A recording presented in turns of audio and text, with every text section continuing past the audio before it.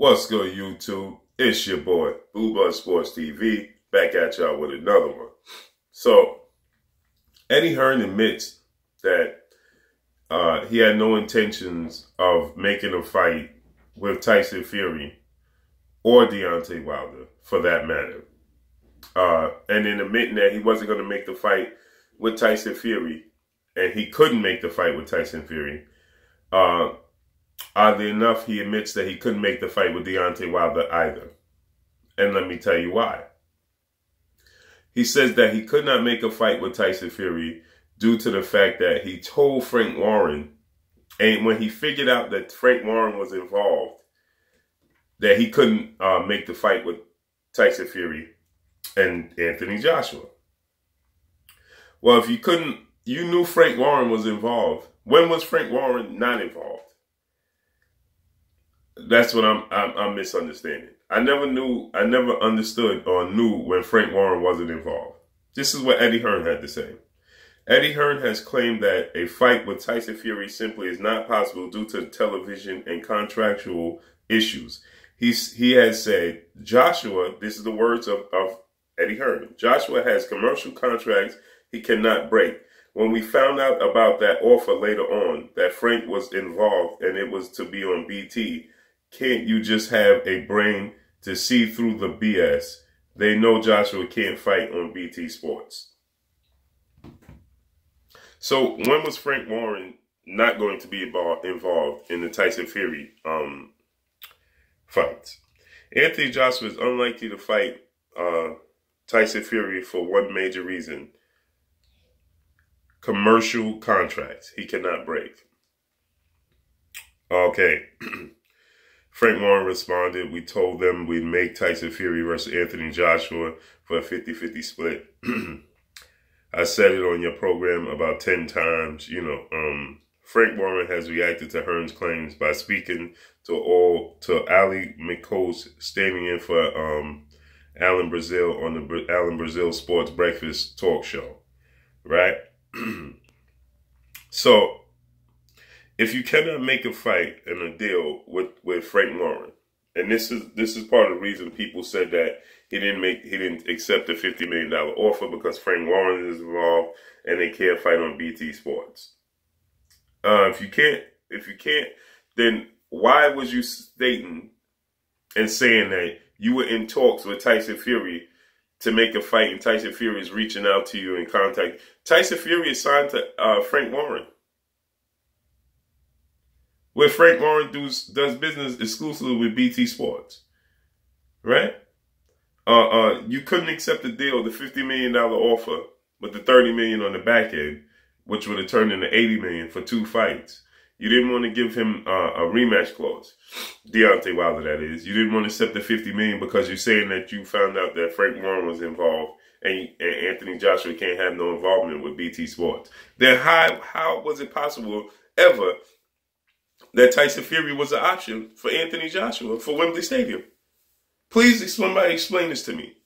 This is the stuff that, this is the idiocy that people just allow to go over their heads. And then they make videos talking about, they call themselves doing videos and, and defending this. How do you defend this? Eddie Hearn on numerous occasions said that Tyson Fury reached out to him with a fight, and we was discussing the offer. How are you discussing all this when you know Anthony Joshua can't fight him because Tyson Fury is a Frank Warren fighter? And you can't get around the fact that these guys will deal with BT Sports, and Anthony Joshua can't have nothing to do with BT Sports because he's contractually bound to Sky Sports. And he have commercials and things of that nature. So they can't find the common ground. They can't find the common medium to make these fights. A la Showtime and HBO. The two biggest networks in the States.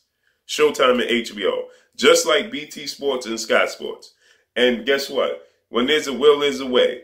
They found a way to make Floyd Mayweather versus Manny Pacquiao. If that's the case, they would have never found to make that fight happen. So why was Eddie Hearn telling people that Tyson Fury was an option when he never was an option? And for that matter, Okay? At the same token, he says that Anthony Joshua could fight wherever he wants. It goes to the highest bidder, is what he told me personally. So if he fights wherever he wants and it goes to the highest bidder, then why couldn't he fight Tyson Fury on BT Sports?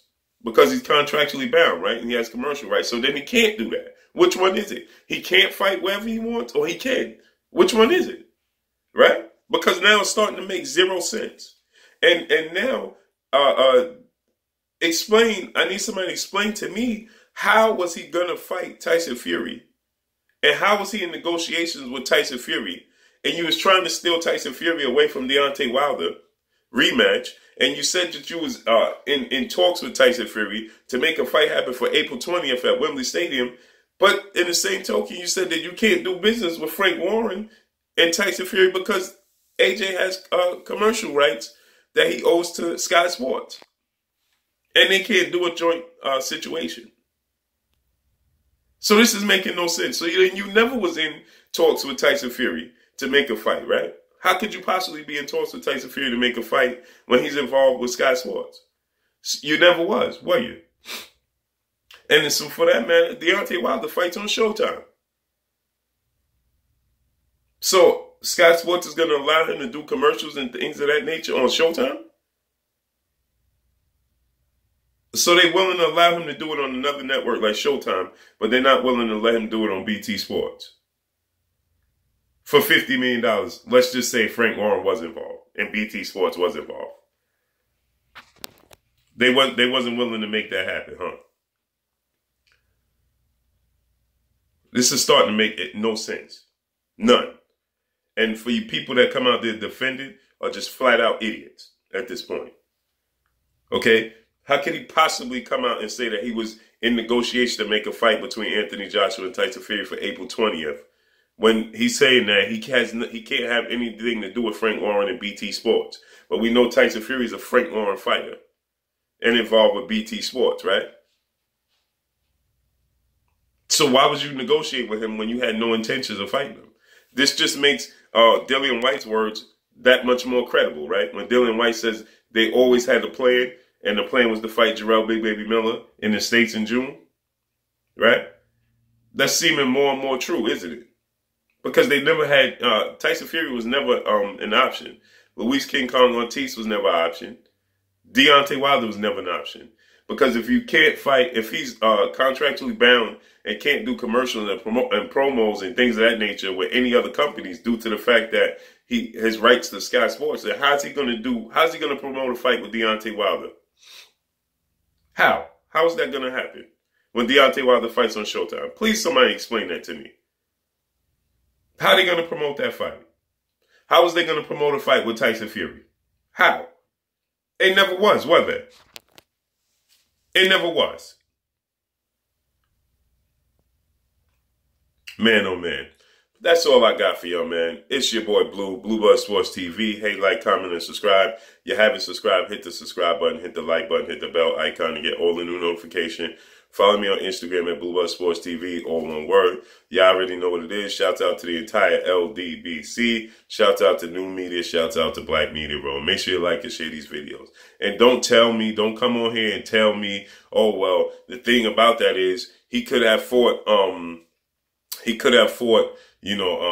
Deontay Wilder on Showtime because Showtime is not the rival of BT Sports and all that. Well, how you going to promote it? I don't want to hear that, man.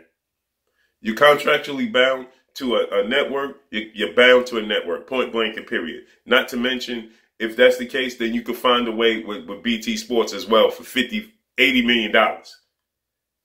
If you could find a way to get around it for Showtime, you could have found a way to get around it for BT Sports. Not that that was true, because we know that Al Heyman could come up with his own money. He didn't need Frank Warren to come up with any money. If you don't know who Al Heyman is, go educate yourself. But that's all I got for y'all, man. Peace.